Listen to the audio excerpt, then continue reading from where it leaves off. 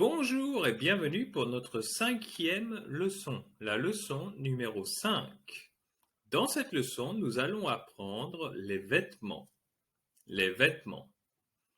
Donc, nous allons apprendre le vocabulaire des vêtements et décrire une tenue. To describe an outfit in French. We're gonna learn the colors, les couleurs, et l'accord des adjectifs. Adjectives agreement. Et bien sûr, le vocabulaire des vêtements. So after this lesson, you should be able to describe your outfit, say what you wear, say what you like to wear according to the season. You will know the colors and how to change the adjective according to the noun, the agreement, like they call it in grammar. Let's start straight away. Let's take a look at the objective. Bienvenue au défilé de mode. Looks like fashion show.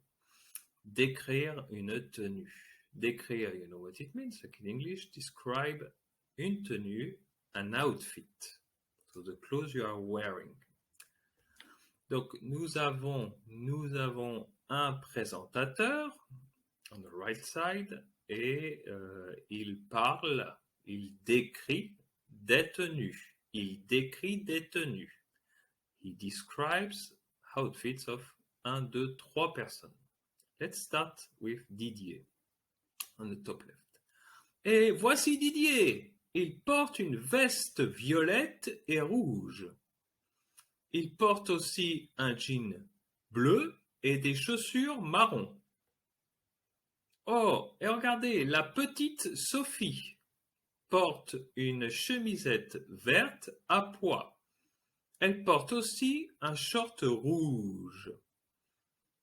Fatima, the last one on the right side, porte des lunettes de soleil, une veste noire, un pull marron et un pantalon noir. Elle a aussi un sac à main. Okay. And what verb do we use to say I wear in French? Look at what I just read, and find out. Quel est le verbe to wear en français? C'est le verbe porter. Look at the first sentence. Voici Didier, il porte une veste violette. Il porte aussi un jean bleu. La petite Sophie porte une chemisette. Fatima porte des lunettes. Porter, to wear. So you can write in your notebook. Porter, P-O-R-T-E-R.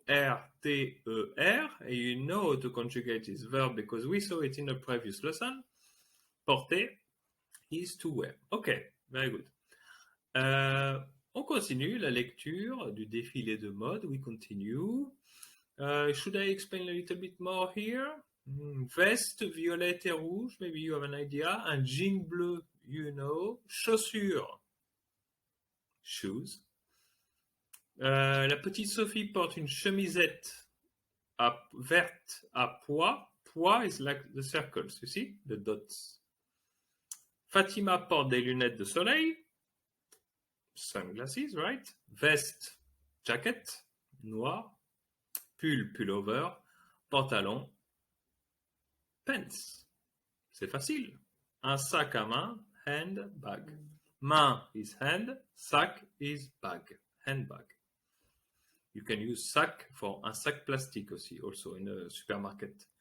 Un sac plastique, par exemple. Allez, on continue. Oui, continue. Nous continuons. Voici Marie. Elle porte une jupe verte et un top blanc à fleurs. Ici, c'est Émilie. Elle porte un pantalon à rayures, un t-shirt blanc et une veste en cuir. Voici Anna. Elle porte une robe blanche et des talons bleus. Très bien. Donc, Marie, elle porte une jupe. Une jupe, qu'est-ce que c'est une jupe? A skirt. Verte, green. Et un top blanc à fleurs, with flowers. Émilie, elle porte un pantalon à rayures, stripes, un t-shirt blanc, you know what it means, et une veste en cuir. Qu'est-ce que c'est cuir? What is it cuir? Cuir est en anglais leather, ok? Une veste en cuir, jacket made of leather. Et last but not least, voici Anna, elle porte une robe blanche, a white dress, et des talons bleus. Des talons is like high heel, bleu. Be careful. In French, most of the time, we put the color after the noun. As you can see, une robe blanche, une jupe verte, un t-shirt blanc. So you see, it's not like English. It's after the noun. We don't say like a white t-shirt. We say a t-shirt white. This is the difference with English. If you know English, you have to think it's a contrary with color, at least with color. Remember this. It's not the same syntax. Très important. Très, très important. OK? Alors, un petit peu de vocabulaire. Quelle tenue portes-tu aujourd'hui? C'est une question pour vous. It's a question for you guys. Quelle tenue portes-tu aujourd'hui? Aujourd'hui means today. Je porte, which is I wear. And then I will read for you. Des lunettes, un manteau, une veste, une chemise, une robe, une jupe, des chaussettes, un pull, un jean, don't say Jean, un jean, des baskets, trainers, des chaussures, shoes, un t-shirt ou une casquette. And now, what I would like you to do right now at home is to tell me quelle tenue portes-tu aujourd'hui? You can pause, you can think, you can write, you can speak. It's fine. Moi, Benjamin, aujourd'hui, today, aujourd'hui, je porte un t-shirt gris. Je porte un, you cannot see, but je porte un short vert et des chaussettes bleues. Chaussettes bleues. Je porte aussi une montre. Well, I don't have with me now, but usually I have my watch. You remember montre? We saw it in the previous lesson. Je porte une montre. Here. It should be here. It's not here. It's charging at the moment. Je porte une montre. Et c'est tout. And that's it. And you guys, don't forget the color. Use the color. You don't know the colors in French? It's fine. Look here. Qu'est-ce que tu portes aujourd'hui? Je porte une chemise blanche. Je porte un jean noir. Je porte, etc., etc. You can write sentences, a little paragraph with use et, which is and. Like this, you can make longer sentences. All right, let's have a little look here. I would like you to look at those three sentences with me. J'ai des baskets blanches. Je porte un manteau blanc. Je porte une chemise blanche. And the question I have for you now is why blanc changes like that 3 times? Why? Blanc means white, we know that. But why do we change it like ES, nothing, and then E again? Can you explain to me why? Could you explain yourself why? It's actually more simple than we think. J'ai des baskets. Basket trainers. You can see the photo. Basket. Basket is feminine and pluriel. So if it's feminine, you have to add an E at the end, and pluriel an S together. J'ai des baskets blanches. Je porte des baskets blanches. ES. Manteau.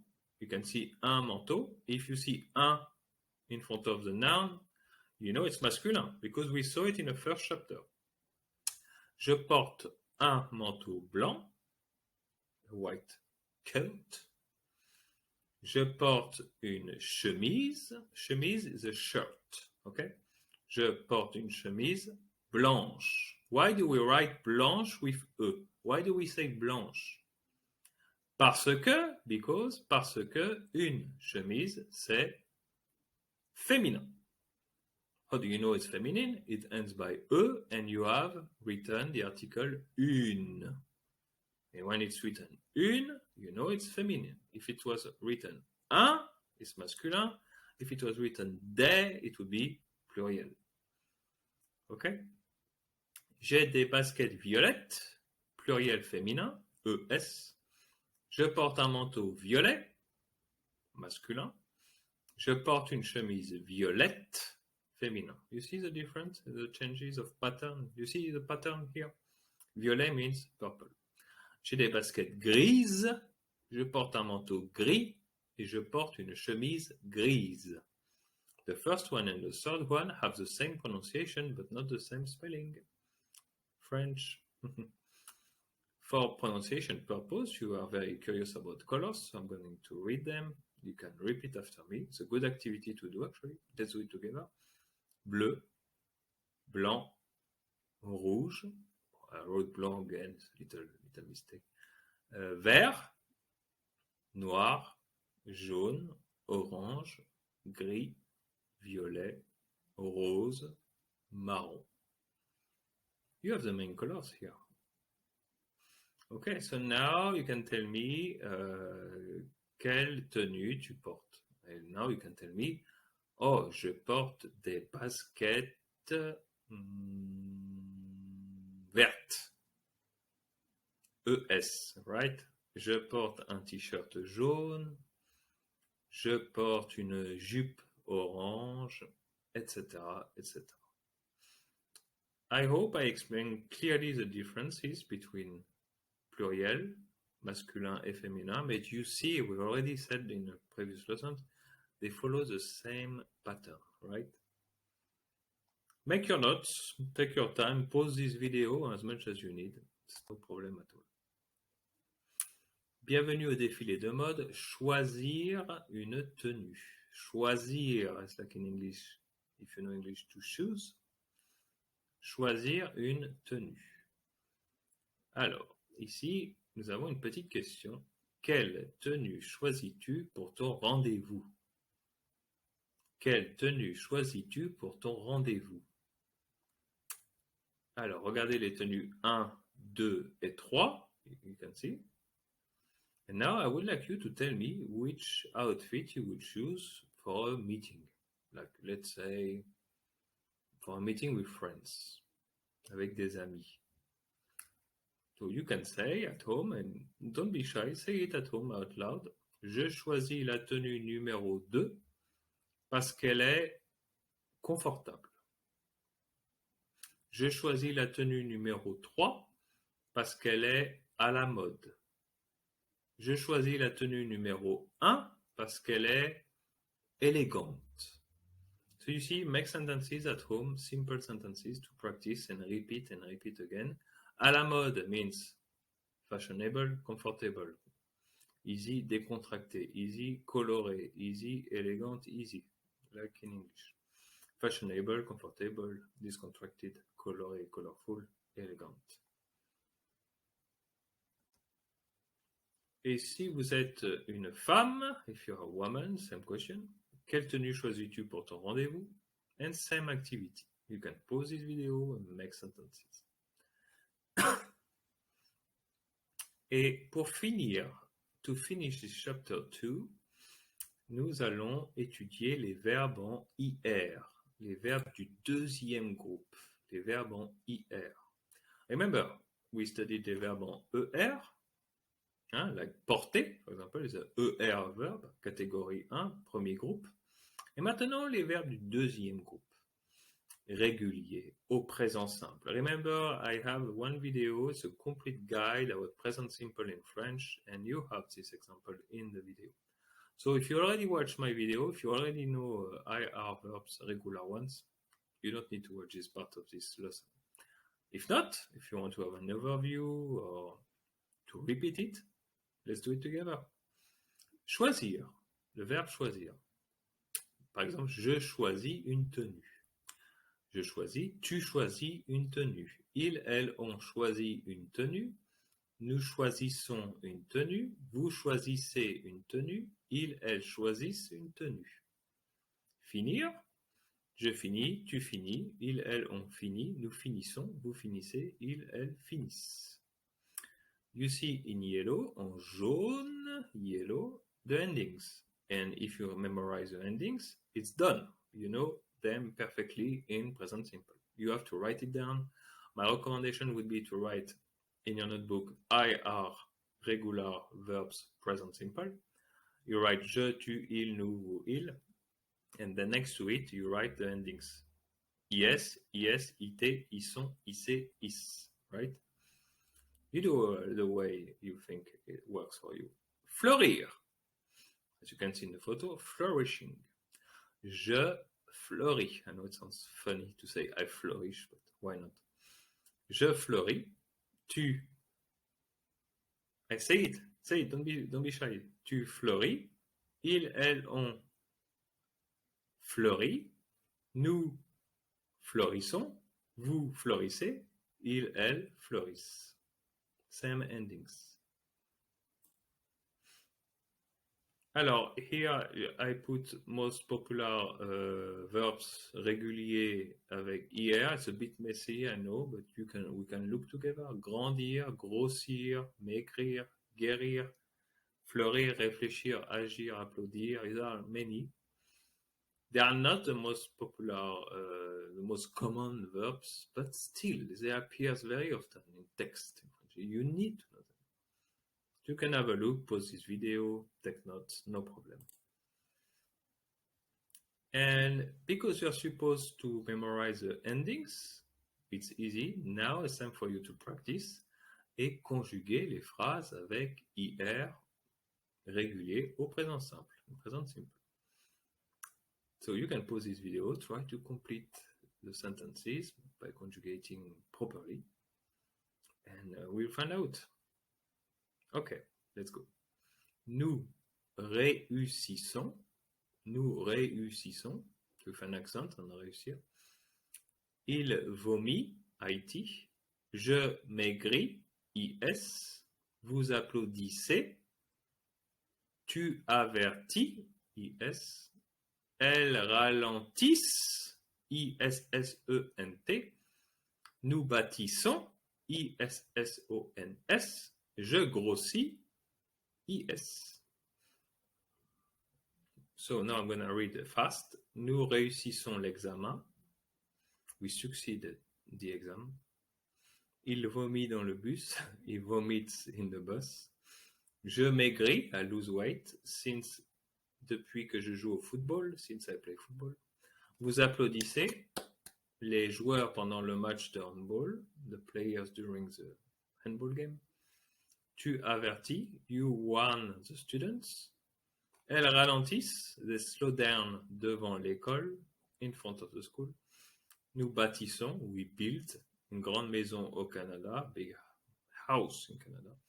Je grossis, I gain weight, parce que je mange beaucoup de croissants.